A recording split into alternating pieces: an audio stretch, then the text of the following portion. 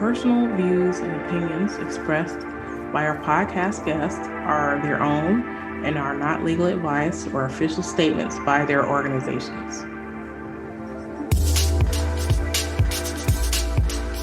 Hello, my name is Debbie Reynolds. They call me the Data Diva. This is the Data Diva Talks Privacy podcast, where we discuss data privacy issues with industry leaders around the world with information that businesses need to know now. I have a very special guest on the show, all the way from Singapore, Kar Wong. He is the founder and chief consulting officer at Young Technology Consulting. He is someone who's had very deep experience in the technology space. And so I welcome him to the show. Thank you. Thank you very much, Debbie. Thank you for having me in the show. Yeah, well, I'm happy that we were able to connect and have you on the show. I look back at my notes. I think I asked you to be on the show a couple of years ago. Glad that we were able to connect this year to have you on the show. Tell me a little bit about your background, your trajectory, and how you moved through your career and got into privacy. Primarily, I'm a IT person for more than 30 years. I studied computer science at the University of Pennsylvania. And when I graduated, I went back to Singapore. I worked for the Singapore government under the National Computer Board then, because I was sent by our government to study computer science in the States, because we were trying to computerize the civil service in Singapore in the early 70s and the 80s.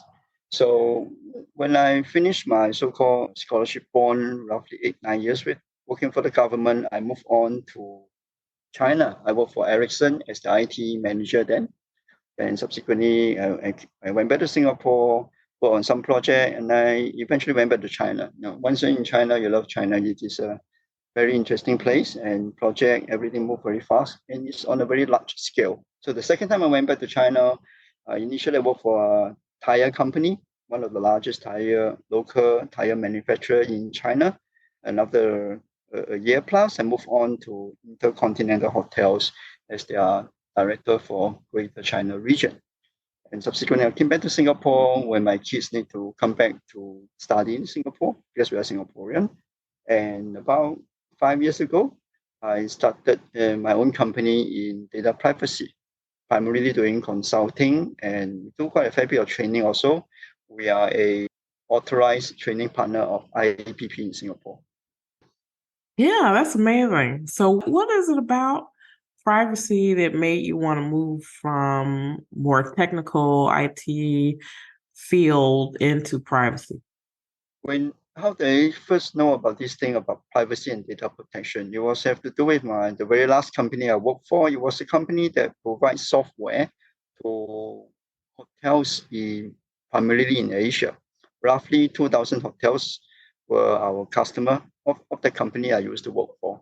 So one day around the year 2017, we have this request from our main customer, the Marriott, the Hilton, the IHG, they are all came to us and say, hey, look, make sure that your software is GDPR compliance.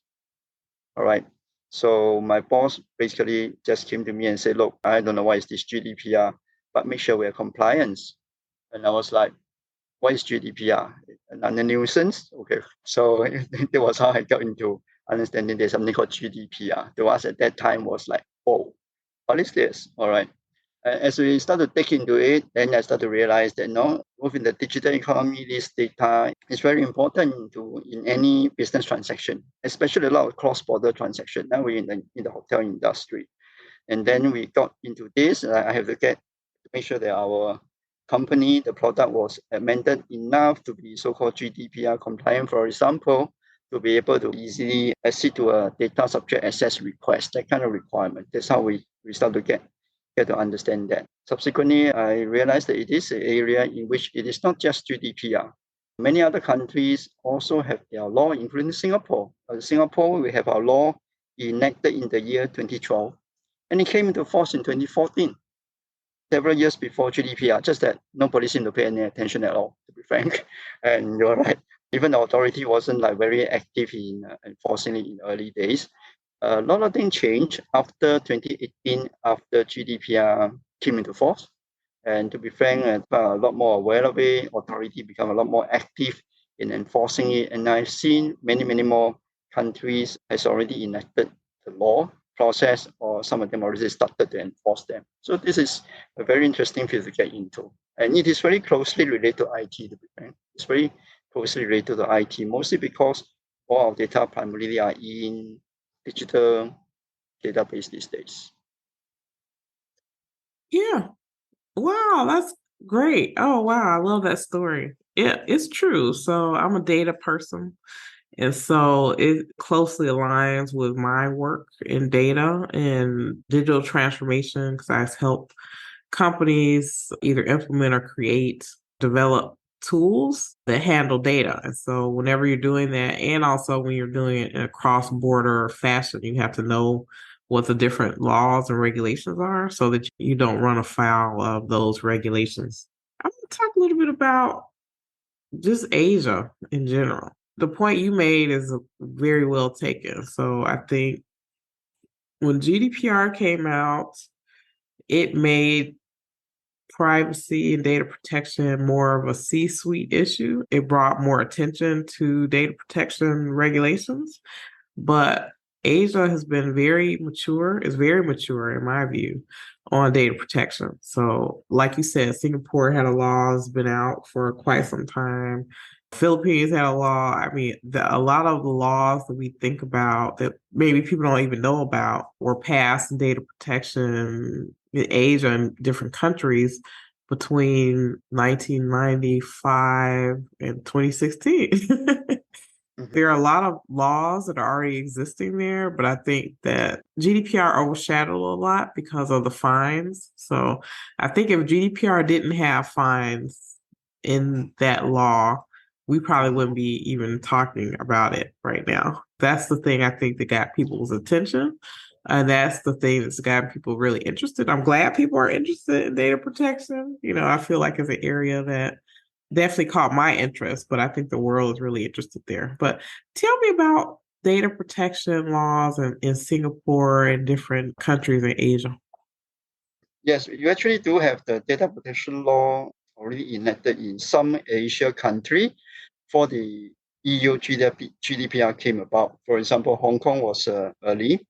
One of the earliest country in ASEAN. ASEAN is actually Malaysia. Malaysia law came in the force about 2010, the first country in ASEAN. Then followed by Singapore and Philippines. We have our law enacted in the year 2012 and came into force around 2014. And of course, 2016, we have GDPR came in. Until 2018, it was starting to be enforced.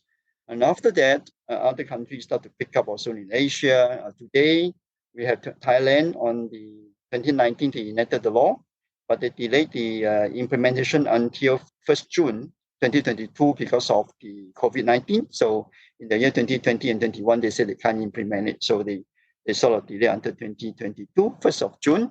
And follow that, we have China. China action was pretty fast. They have the law so-called passed around 20th of October 2021. And by 1st November 2021, it was already started to be enforced. After that, we have Indonesia 2022, which will come into enforcement, will start around October 2024. And just earlier this year with Vietnam, and then just about a couple of months ago was India. So this is what is primarily happening in this part of the world, Asia, and also Southeast Asia. We still have a handful of countries in Southeast Asia without the data protection law. These are primarily, I would say, countries a little bit behind, like Myanmar, having their own big difficulty there. We have Cambodia and Laos, which don't have data protection law yet. Brunei is in the process. They are already thinking about this. And of course, the Japan and the Korea already have this data protection law quite early. The only difference I would say that different country enforce the law very differently. Some are more active, some are kind of passive.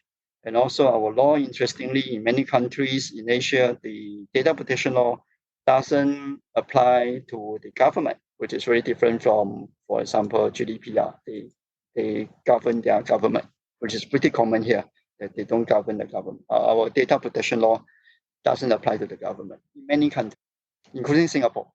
Yeah, right. I guess it's in the US is similar.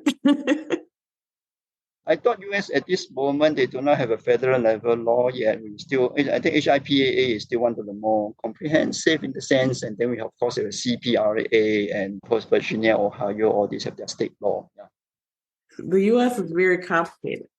For people who don't know anything about data protection in Asia, they only know about the US or Europe. What are some differences that you see between, like, for example, like GDPR and some of the laws that are being passed in Singapore and other countries in Asia? Sometimes I'm asked this question by people and say, look, you operate in Asia, there are so many countries in Asia, and each of them has their data protection law.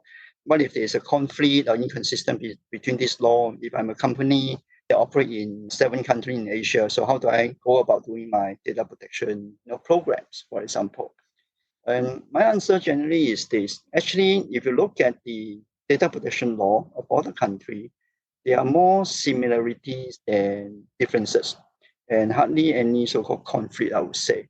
And I would say that let me start with the fair information processing principle. Yeah, many years ago, started in 1974 by Department of Health, Education and Welfare in USA. And then you will evolve in the OECD, the guidelines. And I would say that GDPR really well structured and described the various part of the law. They have the 7 principles under the GDPR. They have 6 legal basis of processing of personal data. They have the 8 data subject rights, right? Okay, and you can actually find all this pretty much in all the law in Asia, whether it's China, whether it's Singapore, whether it's Malaysia. The basic principle of what is the legal basis of processing, like consent, legitimate interest, contractual obligation, public interest, and the basic principle of accountability, transfer limitation, whenever the data need to get out of the country border is a sensitive issue. Some country may not have definition of sensitive data, like Singapore does not, though we will so-called have this guideline by the authorities say, well, health record, biometric, and financial data is a important sensitive data. We also have data subject rights. Not all the country have all the 8 data subject rights. For example, in Singapore, we have 4 of 8 that EU GDPRs. For example, we do not have the data subject right called the rights to be forgotten. Okay, so we don't have that. And the government granted me in 2020, amended our law and granted me the right to have data portability. Actually, I would prefer to be forgotten than to have portability. Never mind. So this is a slight differences, but on the whole, they are not inconsistent. Also, the major difference all coming primarily in the area of fines and penalty, administrative fine, whether they are civil liability, and some countries they may have also a criminal liability under circumstances where they are seen to have been intentionally abused of the data they have in their hands. So, for example, Thailand they have criminal liability. China, of course, they have criminal liability. But Singapore, we do not have criminal liability. We are pretty much like EU GDPR, the organizations, which is called the data controller or data processors. They are the one that most likely to be fined, administrative fine, and corrective orders by the authority here. In most countries, like that, right? Perfect. That's amazing. Thank you for doing that. You actually mentioned a couple of things that I want to talk about a little bit more deeply, actually. And these are the differences that I notice. I have worked with companies or organizations in Asia for, I'm embarrassed to say how long. It's been a long time. But there are a couple of themes that you mentioned that I want to talk about a little bit more. One is consent. So, consent is a legal basis also in Europe and in different jurisdictions in different ways. The one thing that I notice about consent is that, for example, in the GDPR, consent is a legal basis, but consent is considered the last, you should try to use all the other five first before you get to consent, right? Where I feel like a lot of Asian countries, consent is very high. It's higher on the list than these. So tell me a little bit about that. Consent is higher on the list. Yeah. We have TPO who didn't even know that there's other legal basis that they just always talk about consent. Yeah, well, tell me about that difference about consent having like a higher priority. Even in Singapore, it's like in the beginning we are pretty consent centric. Okay, it is only in the year 2020 November when we amended our law a bit and make it clearer that there are the other legal basis like legitimate interest, contractual obligation. Now, consent is something that is really, I would say, formula is easy to understand and easy to get. Now, there's one very important concept in the EU when it comes to consent. This consent must be given freely, right? You have to notify and to be specific. Well, I think in practice, when the implementation itself is not that freely and not that necessarily specific, sometimes in many cases I've seen some casualling, some cohesion from time to time.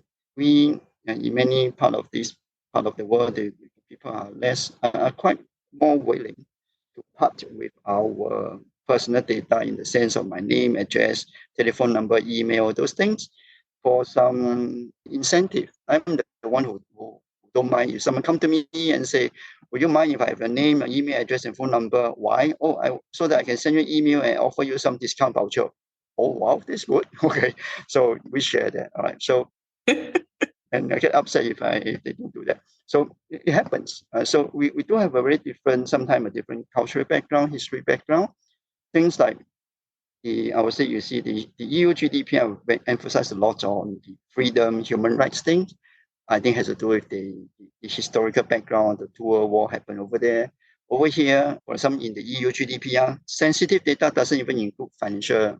It's a big surprise to us in Asia. Money is very important to us. Okay, so anytime we lose money, we lose our credit card number and bank, we are more worried about losing our perhaps, let's say maybe health record, maybe biometric data. So to us, our sensitive data primarily is financial record is certainly one of them. Right. So these are the some differences. Okay. And then another one, this is a big one that I really love your thoughts on, and that is data localization. So I noticed that countries in Asia tend to move towards data localization in data protection laws. And so I want your thoughts. Like, I think it's being proposed in the Philippines now. It's already a feature in a lot of different laws. I think data localization, for example, I was talking to someone the other day in India because I used to have teams in India. And even before their data protection law recently has been passed for decades, you could not take financial data, some banking data out of India, just couldn't do it. Right. So tell me a little bit about data localization for people who don't understand that concept and how that plays out and why do you think that these countries really want data localization?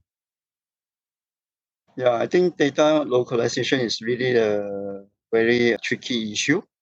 Firstly, in order to facilitate trade, international trade, data will really need to flow. Don't allow them to get out of the country. I think a lot of transaction, a lot of businesses cannot be done.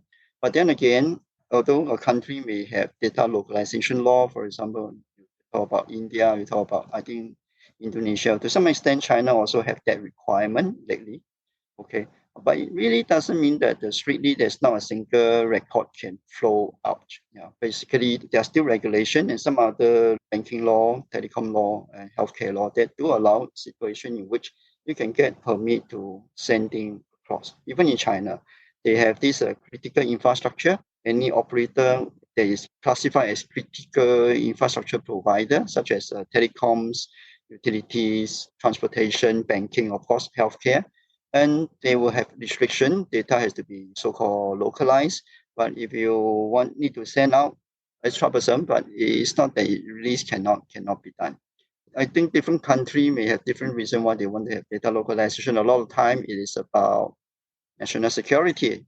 National security is a phrase these days that government like to use to justify anything that is they cannot explain. Okay, so they just use the word national security. Cost to business, particularly some business in the critical infrastructure sectors, but it still allow, I would say, still allow facilitation. One of those of data across the border. Actually, I think all country has one common requirement is when it comes to transfer data out of the country. Something similar to what GDPR require, although none of us has that kind of a so-called adequacy kind of concept. Basically, it requires the country, the company that send data out to another country, ensure that the other party has the sufficient measures that can protect the data. If something happened to this receiving end at the other country, the data controller over here will be called up by the authority to explain and being fined. In APEC, we have something going on called border privacy regulation, I think, which is to help to facilitate the trade with the exchange of data across the country within the APEC deal that they signed this to help to facilitate the transfer of data. You mean the APAC privacy framework? Yeah, within the framework, we have the CBPR, cross-border, I think, privacy regulation. CBPR, yeah. Very good. One last thing about localization, and I just want your thoughts on it. Well, as an IT person, you probably have a good point of view about this. Two things about localization. One is that I feel that localization, some countries that want localization, part of it is that they want to make sure that the jobs related to data protection are in country. That's one reason for localization. And then the other thing is I personally don't think data localization solves the problems that companies think that they solve. So in some ways I feel like countries feel like if the data is local, then it lowers the risk of it being breached or something like that. And I don't think that's necessarily true, especially because people are on the internet. I think if the data wasn't traveling, I think it would be less risky in some way, unless someone like broke into a building and decided to do something with the data. So, what are your thoughts about that? I think two things. If we are talking about trying to keep the data locally, data localization is going to protect the DPO job. I would say that it's not really related because the law, basically, each of the countries' law primarily say all of you, as long as process personal data, you're supposed to appoint a data protection officer. So data protection officer, among the many things that they do, one of those is the international data transfer. That is a pretty messy thing. Many DPO need to struggle and grapple with that. The other thing is you're right. Now, data localization is not always easy to confine it, although of course it can be illegal if you are found to have sent your data across without government approval, then the organization get penalized. But to be able to enforce it successfully, I think only China do it well enough with their firewall. I was in China just about 3 months ago. A pretty frustrating experience again because I've been in China for many years. In the past, my Facebook, my YouTube, my Google still work. But this time around, I'm back in China. It is really difficult. Okay, getting more and more difficult. I need to do what we call fan qiang. Fan qiang means jump across the wall, jump across the wall, which is illegal. Okay, so there's already one guy get penalized R1 million for doing that recently, just about a week back. So it is, again, I was saying they do have this concern. Some countries do have this concern about data being sent across. One of the biggest fine in Asia recently is the China fine Didi Dacha, which of course are trying to list in USA and now they pull back. And for listing in USA, and a lot of the data was stored in the USA, and technically you can let the US government, whoever else out of the Chinese government, to be able to access the data and understand the travel pattern and all those things about Chinese people.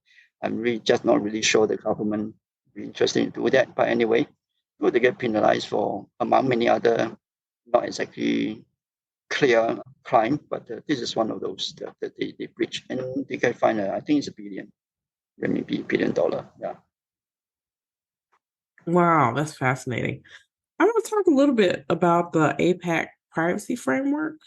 This framework that I actually like a lot, and I saw last year in 2022 that the US and APAC made an agreement that they honor that agreement between APAC and the US as well.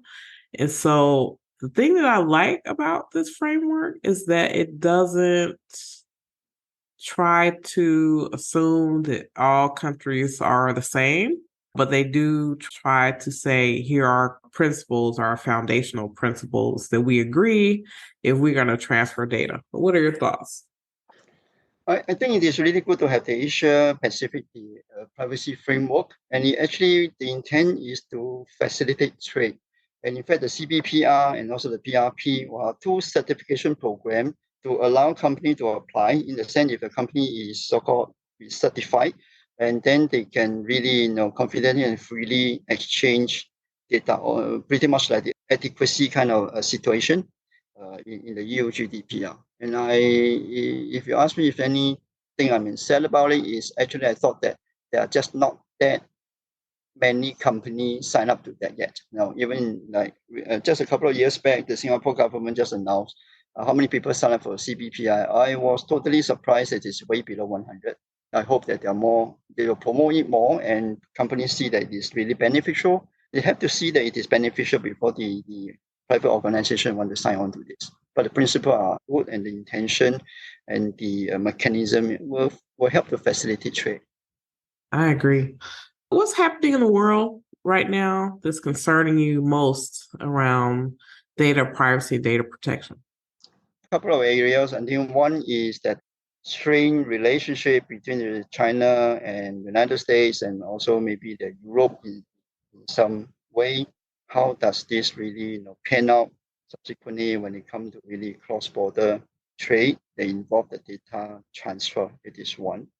The other one is actually more technology related. It is actually coming of the AI. Recently, ChatGPT really generated quite a fair bit of interest in a few months back. And we start to see AI governance being talked about a lot more in the privacy community. And interestingly, the AI governance is under the purview of the Data Protection Authority. Does it also mean that we privacy people will start to also have to know about the AI governance as part of our scope of our job? What do you think? Yeah, I agree. AI is concerned because the way that AI tools handle data makes it more complex to figure out how the data flows. It doesn't flow in a straight line. So I think the AI in enterprises raises the privacy risk depending on what goes into the model. And definitely companies are concerned about people putting the company information into public AI systems. People are concerned about people putting company data into AI systems because then they'll lose control of that. But then also, what we're starting to see is so many tools that we use every day are now implementing AI. So I think it creates a situation where you have to go back and almost like reassess or assess in a different way the AI capabilities that are being brought into these tools to make sure you're not running afoul of some regulation. I think what AI tools are doing, especially for companies that weren't doing automated processing or weren't saying, okay, well, automated decision making doesn't apply to me because I'm not using these tools. But then once you start adding AI to it and you have AI making decisions for companies, then you are doing automated decision making. So then you have to take a fresh look at your data and how your processes are put in place. What are your thoughts? Yeah, you're right. Well, AI is being used. It's a very powerful tool, and it certainly do have give anyone, an organization or individual who really want to harness their power to really can intrude into our privacy. Now, recently I gave a talk in a conference, I organized a conference in Thailand. One of my topic was the challenge to privacy in the AI era. For example, if you think about it, facial recognition is really a very intrusive technology when it comes to identifying us. In the past, we have CCTV, and CCTV these days is all over the place. Okay, but they still need manual person to go and trace down the person. Now AI can help you use facial recognition, and I'm able to tell with the help of the machine that Mr. Wong is in this location, captured by this CCTV number 1, and 10 seconds later he appear in the CCTV number 2 and is in another neighboring location, and you don't need people to trace, the machine will tell you. All right, so there is facial recognition. And of course, another very controversial company called Clearview AI has generated quite a fair bit of concern in the world. Europe, it is not very welcomed by the authority over there, including Australia, for example. And other than that, the other thing that really make me very wary is you put the face, you put onto someone's body, and it is getting so easy to do. I can really literally go to the internet, pay $10 a month, and I can put any person face on, let's say, a new body. And it is very difficult for a layman to claim that it is not me. My wife look at it as like, proof it's not you. I can't prove it's not me. Okay, that is very scary. Yeah. I agree. If it were the world according to you, Kar, and we did everything that you said, what would be your wish for privacy anywhere or data protection anywhere in the world, whether that be human behavior, regulation, or technology? Well, I'm a pragmatic person. I would think that there will always be people who don't quite know or care about their privacy. It is known that the privacy paradox is still very much alive among me and my friends. That is one. The other thing is that there were people who will continue to abuse it until they are caught up with the regulation. But what I really wish that as we progress, and I think we were progressing towards that, would be people will be over time become more and more aware of privacy, that they actually have a choice. They can control it. They have a choice, they can control it. There are regulations that will help them. There are technology like the PET, privacy enhancing technologies, very interesting technology, can help our privacy. So today, if we look at any software, we would have expected the cybersecurity feature and functionality will be there. Password, two-factor authentication, encryption, this kind of thing. If the software don't come with that, we probably will not use the software. But I would say that in a couple of years' time, we will also expect the privacy feature to be there in the software. If we don't have it, we are not going to be willing to use it. So today we already have a lot of pop-up windows to ask you to choose your cookies. There will pop-up window to warn you if you put too many email address in the TO and CC field of the email address. So these are actually little improvement on protecting our privacy. So as technology progress with this homomorphic encryption, the better use of differential privacy, all those, it's going to drive the industry, drive the capability to protect our privacy at the one hand, while the technology continue to progress. And also at the other side, there will be new things that come out that can also violate our privacy. It's going to be a very interesting work. I think so. It's an interesting industry to be in. It is very interesting. I think you're going to be very busy. I think we're going to be very busy for quite some time. Absolutely. Yeah, I love this field because the technology is new. I call my company Young Technology. Okay, one of my daughter is called Young, but also this is young. This is really new. This is technology, this concept, this whole thing is young. And it's going to be young for a while. Okay, it won't get old so fast. That's right. I agree. Well, thank you so much for doing this call. Yeah, thank you for having me. Yeah, this is amazing. I'm so happy that we were able to chat, and I love to talk to people in different regions of the world. So I think this is very interesting and very needed information and perspective for people who don't understand Asia in general. So thank you so much. Okay, I hope I have not been talking nonsense. Hopefully it's been useful. Okay. No. This is perfect. Absolutely perfect. Thank you so much. I'll talk to you soon. Yeah, have a good day. Okay, bye-bye.